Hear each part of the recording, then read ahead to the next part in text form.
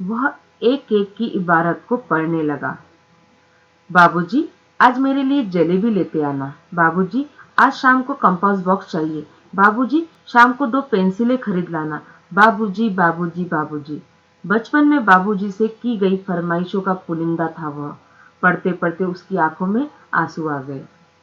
जब वह अपने पुरानी वस्तुओं को देखता है, तब उसे बहुत आनंद होता है और बार-बार देखने पर इन चीज़ों को देखने की जो उसकी इच्छा है वो कभी समाप्त नहीं होती है। इच्छा मरती नहीं है, नहीं इच्छा समाप्त कभी होती नहीं है।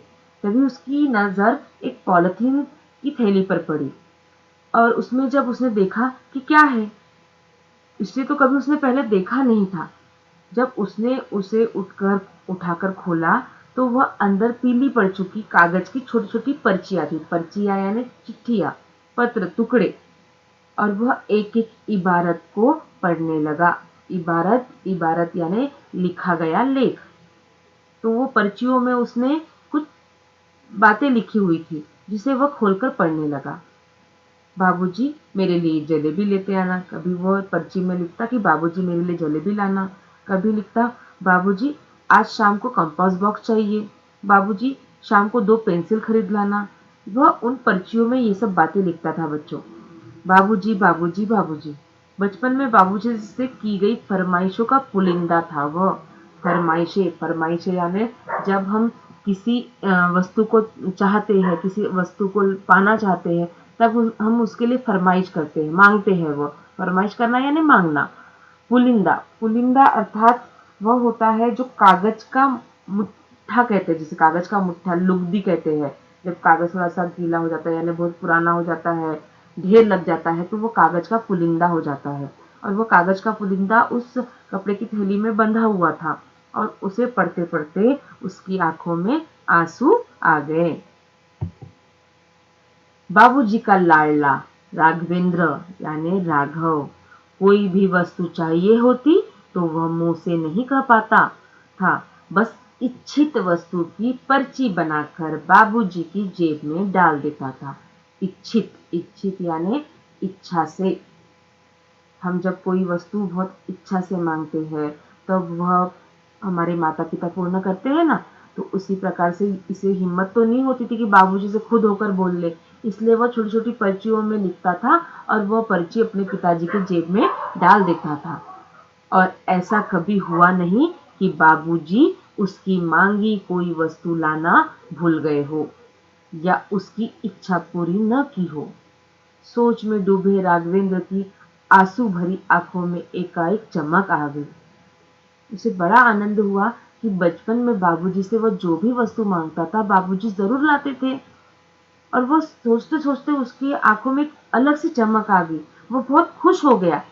पर्चियों को पॉलिथीन की थैली में रखकर उसने बक्से को बंद कर दिया।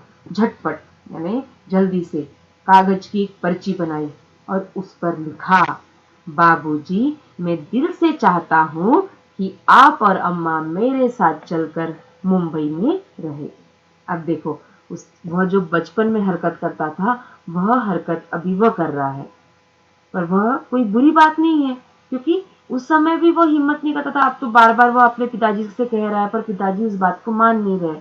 पर वह सोचता है कि बचपन में मैं जब पर्ची बनाकर पिताजी की जेब में डालता था, तो ऐसा कोई बात नहीं थी कि जो पिताजी ने पूरी नहीं की हो।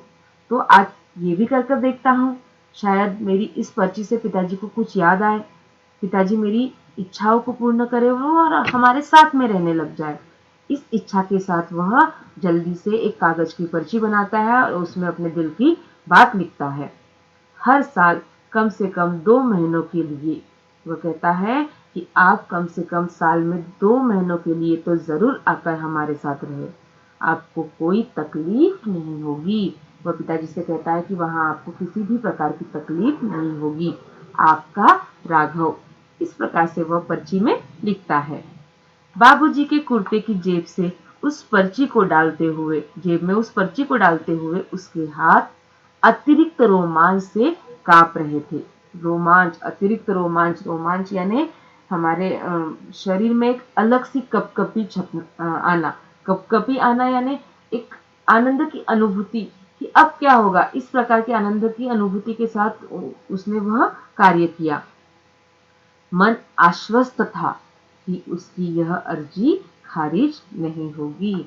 आश्वस्त यानी आश्वासन होना, कि उसे यह भरोसा था कि उसकी ये जो अर्जी है, ये जो प्रार्थना है, वह खारिज नहीं होगी, यानी अस्वीकृत नहीं होगी, बहिष्कृत नहीं होगी। अब अर्जी और खारिज ये ऑफिशियल शब्द है, क्योंकि जनरली हम प्रार्थना कहते हैं, पर अर्जी यह शब्द ऑफिस से जुड़ा हुआ है, और खारिज हमारी ये जो कहते हैं मांगे होती है, वो खारिज होती है, बहिष्कृत होती है, अस्वीकृत होती है।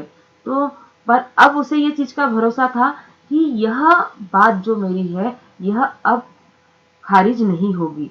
पिताजी जरूर इस बात पर कुछ न कुछ करेंगे और हमारे साथ मुंबई में आकर जरूर रहेंगे। और इसी आशा के साथ उसने वह अर्जी पिताजी की जेब में डाली। तो बच्चों, ये कथा आपको समझी होगी।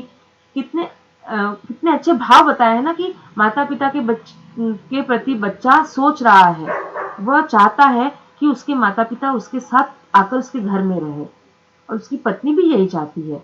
पर माता पिता जिस गांव में, जिस जगह रहते हैं, उनको उस जगह से बहुत लगाव हो जाता है, जिसके कारण से वह उस महानगरी में आकर रहना नहीं चाहते हैं। पर वह अपनी पुरानी यादों से कुछ सोच कर समझ कर वह अर्जी, वह पर्ची बनाकर अपने पिताजी की जेब में डालता है, कि इसी आशा के साथ कि पिताजी उसकी अर्जी अब खारिज नहीं करेंगे। तो यह पाठ अच्छे से समझा होगा। अभी आपको बताए गए सभी समानार्थी, विरुद्धार्थी, इसमें कुछ बहुवचन वाले शब्द आए हैं, वह लिखना है आपको, शब्द युग्म लिखना है। इस भी परिच्छेद में आए हैं 2, 3, ये भी शब्द युग्म है, तो आपको ये जरूर कॉपी में लिखना है विद्यार्थियों। आप समय पे दिया गया कार्य अगर करोगे तो आपका काम यह बचा हुआ नहीं रहेगा, और काम समय पर पूरा होगा, जिससे हम और आगे अच्छे से पढ़ सकते हैं। आज के पाठ में इतना ही। आगे की कक्षा में हम आगे का पाठ देखेंगे। धन्यवाद।